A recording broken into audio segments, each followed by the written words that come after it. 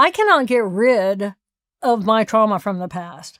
My pain from the past is real, and it is mine, and it is expansive, and it is mine, and everybody has their pain from the past, their trauma. We all have trauma.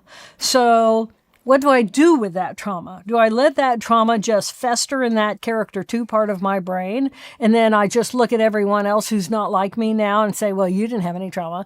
You're better off than I am. No.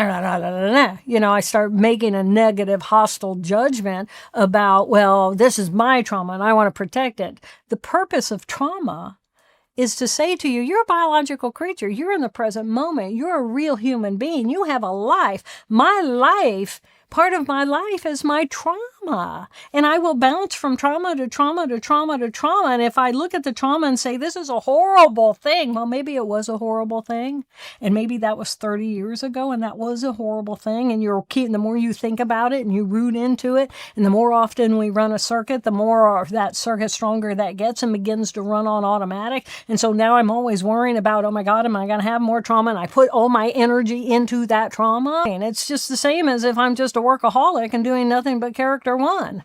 And so the power of whole brain living is to know that I have 4 parts of me, and that trauma is important information. And let's say I was attacked, or I was raped, or I had a horrible experience with a person.